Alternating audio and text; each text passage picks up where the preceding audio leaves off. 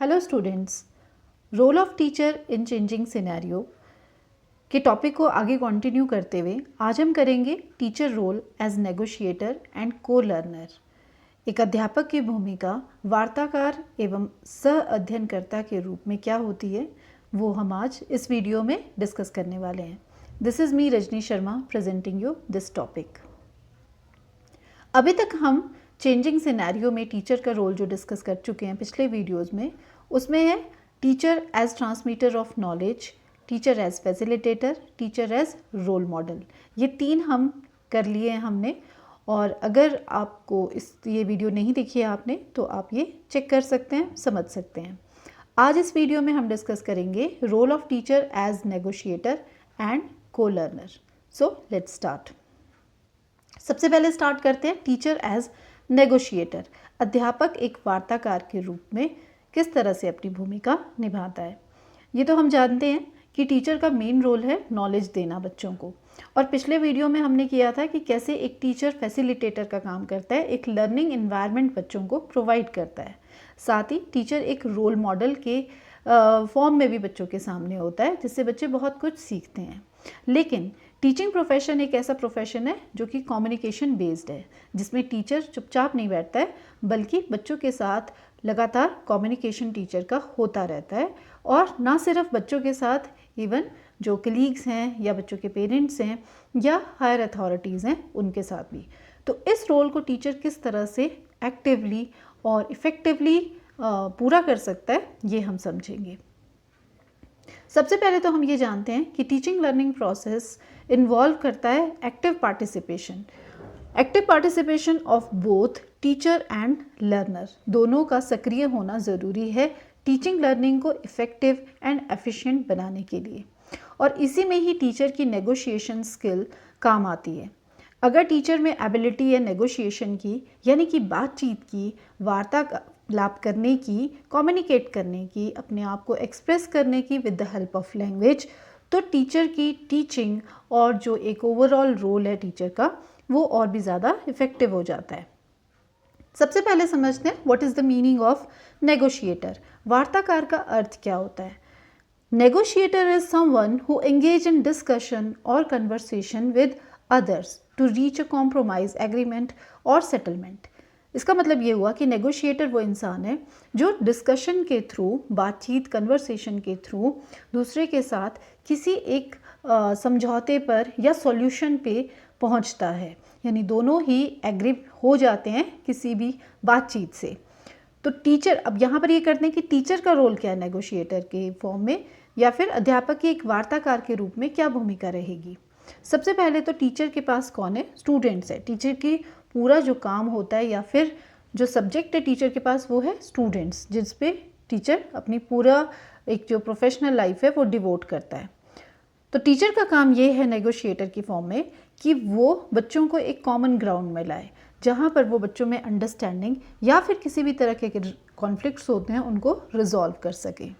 अपनी negotiation skill से teacher positive and engaging learning environment create करने की कोशिश करता है। साथ में टीचर नेगोशिएट करता है पेरेंट्स के साथ, एडमिनिस्ट्रेटर्स के साथ और स्टेक होल्डर, यानी कि जो भी स्कूल मैनेजमेंट अथॉरिटीज़ है उनके साथ भी टीचर के बातचीत और कम्युनिकेशन होता रहता है या फिर होना चाहिए। अब इस टॉपिक को हम डिटेल में करते हैं। टीचर एज नेगोशिएटर कौन कौन से अपने रोल्स पूरे करेगा। सबसे पहले teacher role in class management, then facilitating learning, individualised learning, conflict resolution, in problem solving, negotiation with parents, advocating students with management, managing different situation। सबसे पहले अब बात करते हैं कि टीचर एज नेगोशिएटर कैसे क्लासरूम मैनेज करेगा। क्लासरूम मैनेजमेंट, कक्षा प्रबंधन में टीचर कैसे अपना रोल पूरा करता है। टीचर, आपने खुद भी देखा होगा, टीचर सबसे पहले कुछ रूल्स बता देते हैं, जैसे कि अभी हम ये पढ़ने वाले हैं, आप लोग ध्यान से सुनेंगे, बीच में कोई इंटरप्ट नहीं करेगा, और जब पूछा जाएगा तो आप डिस्कस करेंगे, जवाब देंगे, एक एक करके अपने व्यूज़ सामने रखेंगे।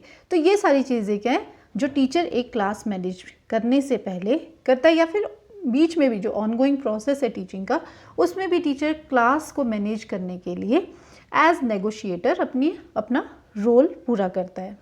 फिर आता है फैसिलिटेटिंग लर्निंग, अधिगम संचालन के लिए एक इन्वायरमेंट अच्छा बना रहे, पॉजिटिव इन्वायरमेंट रहे, लर्निंग इन्वायरमेंट और कंड्यूसिव इन्वायरमेंट लर्निंग का बना रहे, उसके लिए भी टीचर की नेगोशिएशन स्किल्स काम आती हैं कि किस तरह से टीचर बच्चों की नीड्स को ध्यान में रखते हुए, उनके इंटरेस्ट को ध्यान में रखते हुए उन्हें एनकरेज करे, उनकी एक्टिव पार्टिसिपेशन को और ज़्यादा प्रमोट करे, बीच बीच में बच्चों को एनकरेज करते रहे बोलने के लिए, डिस्कस करने के लिए, और डिफरेंट मेथड्स का यूज़ करे, मटेरियल्स का यूज़ करे। ये भी टीचर की नेगोशिएशन स्किल पे डिपेंड करता है। फिर आता है इंडिविजुअलाइज्ड लर्निंग। हम ये कहते हैं कि बच्चों को इंडिविजुअल अटेंशन देनी चाहिए, बहुत ज़रूरी है, क्योंकि हर बच्चे की एबिलिटीज़ अलग है और लर्निंग स्टाइल भी डिफरेंट होता है, अपने इंटरेस्ट भी बच्चों के अलग होते हैं, क्योंकि डाइवर्सिटी देखी जाती है एक क्लासरूम में। तो एक टीचर को कैसे पता चलेगा कि जो बच्चा है वो किस कैटेगरी को बिलोंग करता है?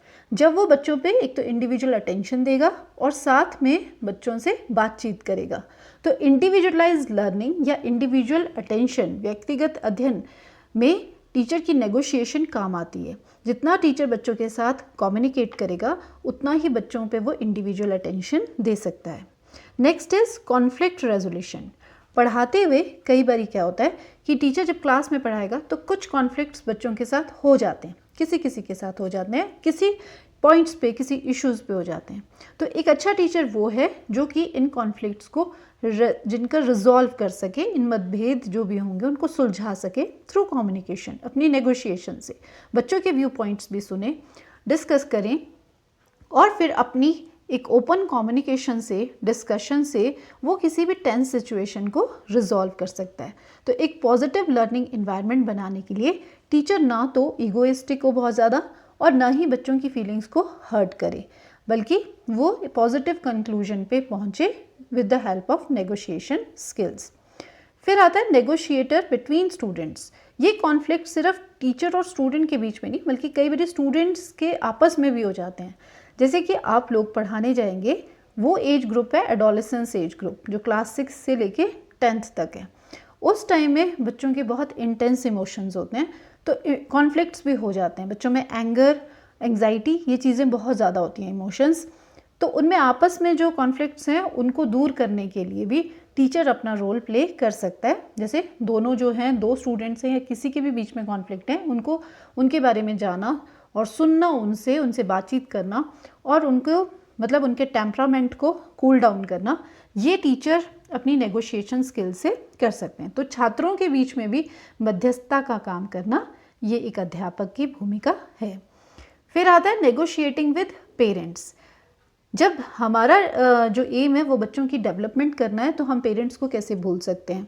तो आपने सुना होगा PTMs होती हैं, पेरेंट टीचर मीटिंग्स भी होती हैं स्कूल्स में, और वो बढ़ भी गई हैं। तो वो किस लिए होती हैं? ताकि स्टूडेंट्स की प्रोग्रेस, स्टूडेंट्स की सक्सेस या फिर स्टूडेंट्स की वीकनेसेस को टीचर पेरेंट्स के साथ डिस्कस कर सकें। तो जब वो डिस्कस करेंगे, ओपन डिस्कशन होगी पेरेंट्स के साथ, और तो उससे जो हमारा एम होता है बच्चे की ऑलराउंड डेवलपमेंट करना, वो हम अचीव कर सकते हैं।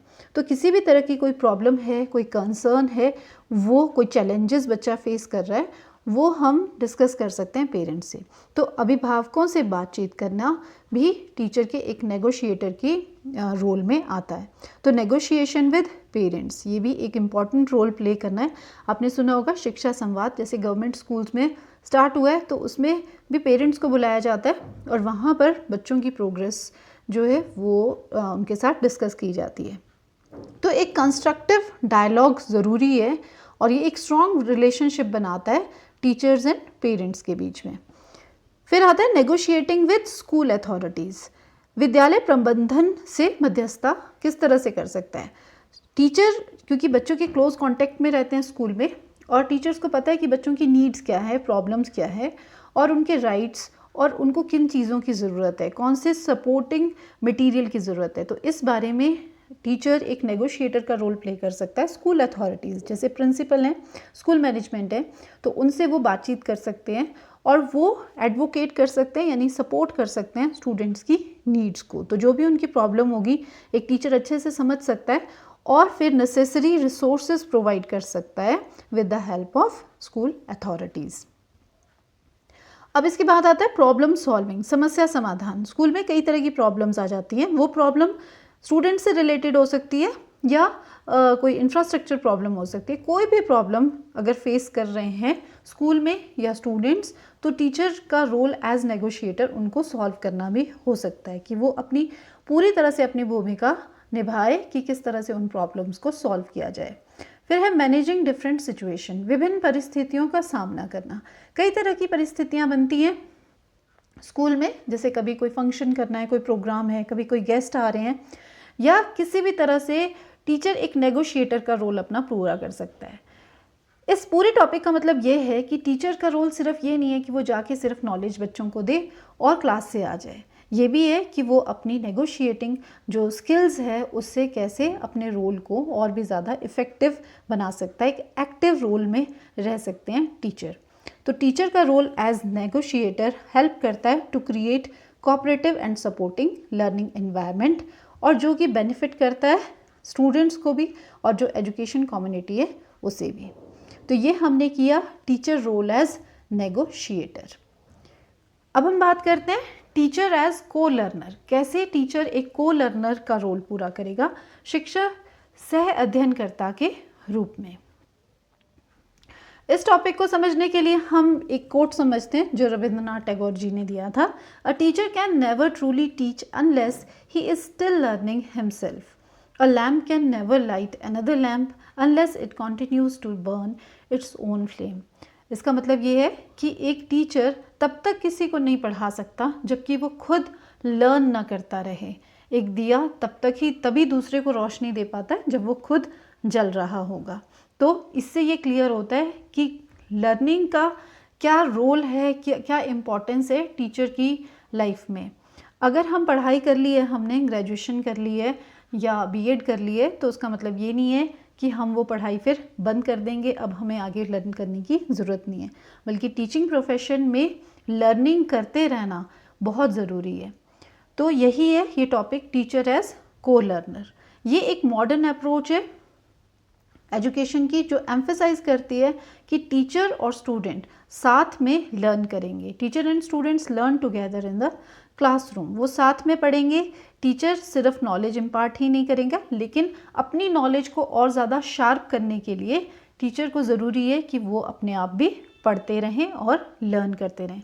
हम क्योंकि बात कर रहे हैं role of teacher in changing scenario. अगर चेंज हो रही है सोसाइटी और हमारा मतलब परिदृश्य जो है वो बदल रहा है, तो बदलते हुए जो हमारा मतलब एक तरह से सोसाइटी है, हमारा सोशल एनवायरनमेंट है, तो उसमें ये ज़रूरी हो जाता है कि हम भी अपने आप को अपडेट करते रहें। टीचर्स अपने आप को अपडेट कर रखेंगे तो स्टूडेंट्स भी अपडेटेड रहेंगे।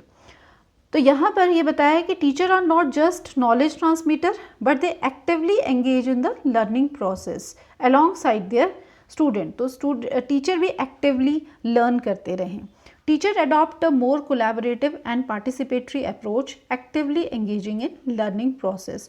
तो टीचर बच्चों के साथ मिलकर कुछ नई स्किल सीख सकते हैं और नई चीज़ों को नॉलेज लेना, रिसीव करना, ये टीचर का काम या रोल होना चाहिए। तो टीचर एज को लर्नर का मतलब ये हुआ कि टीचर कैसे पढ़ाते हुए भी साथ में लर्न करते रहें।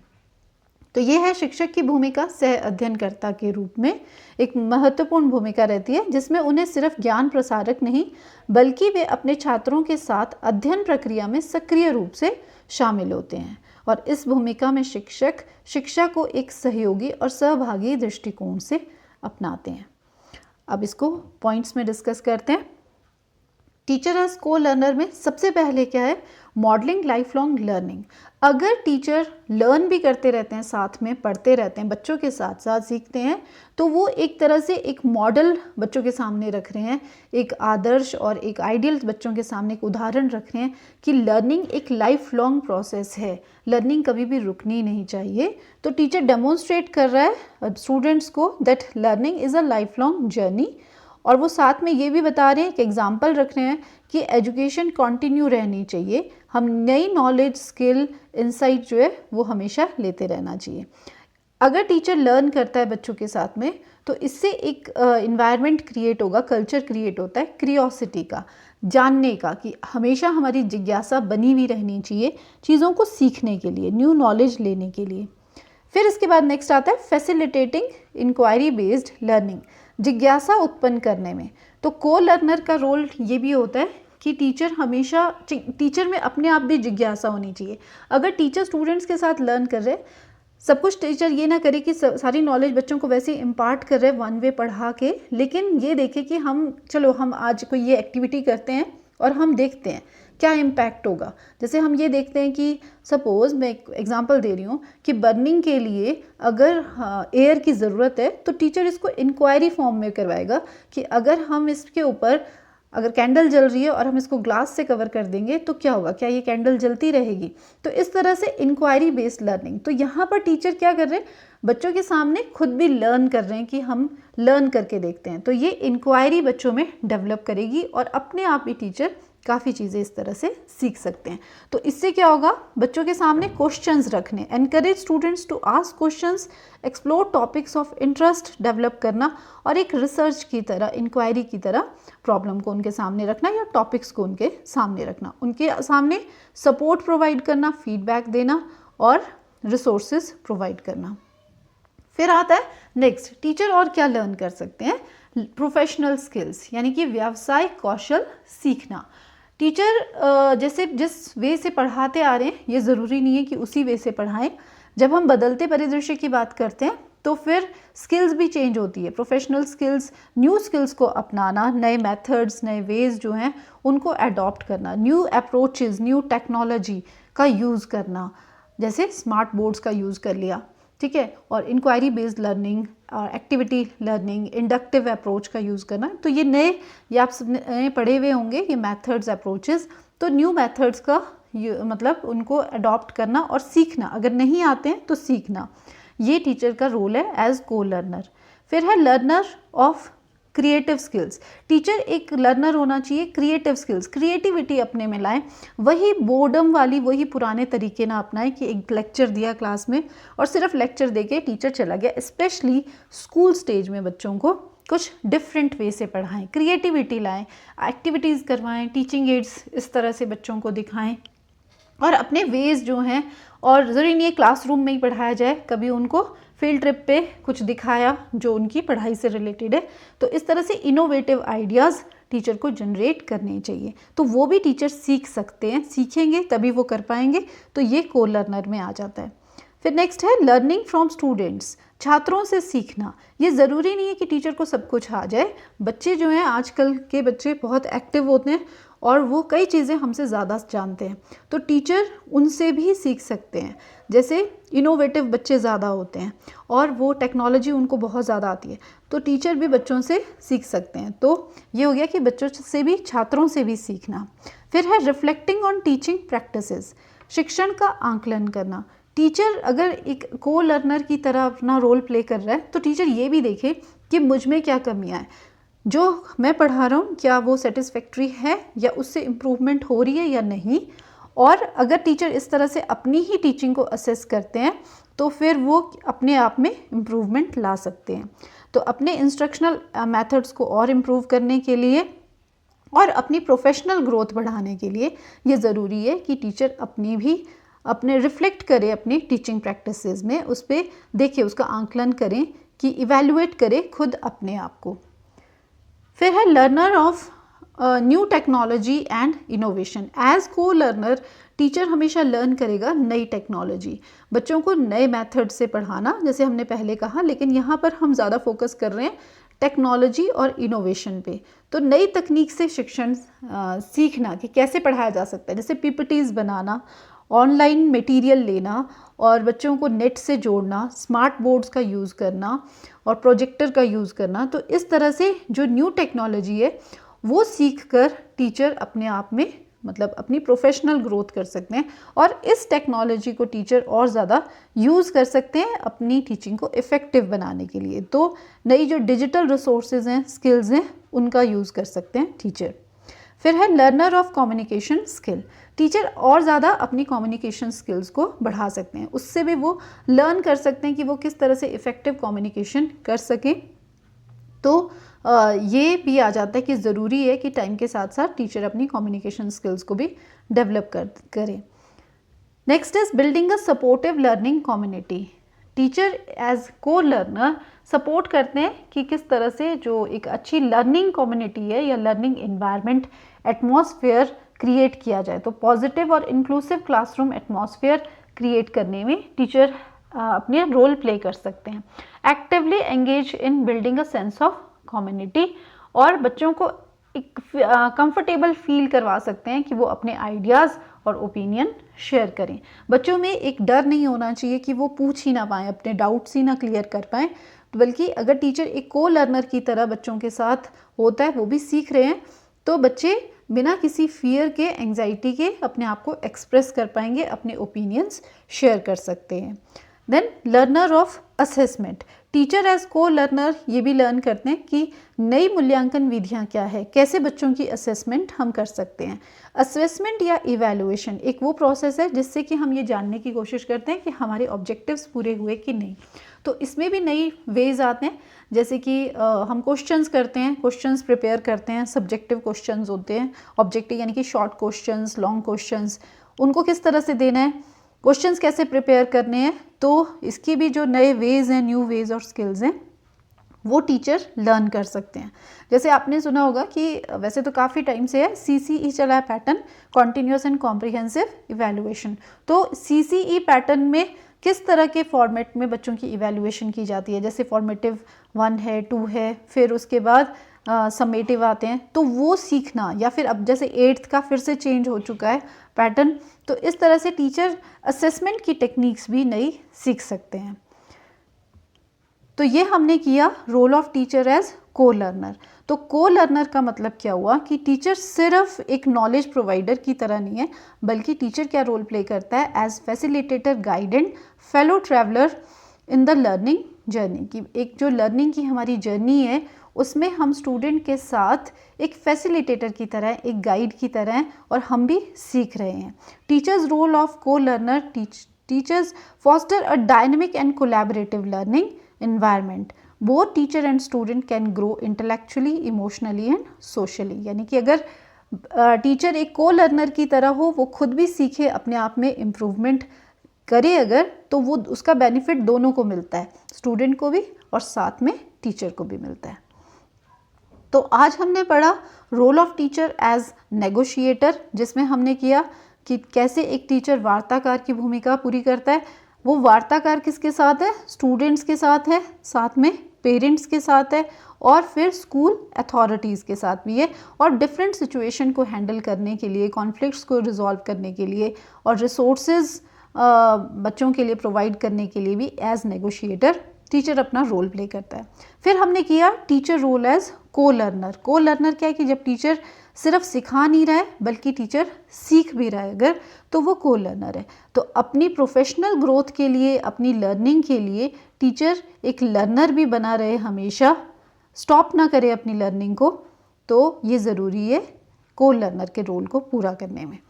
ठीक है, तो आज हमने किया ये हमारा, इसके साथ ये टॉपिक भी ख़त्म हो गया, role of teacher in changing scenario. I hope आपको समझ आया होगा। अगर आपका कोई भी फीडबैक है या फिर कोई क्वेरी है, डाउट है, तो आप कमेंट पे दे सकते हैं। Thank you very much for listening. Thank you.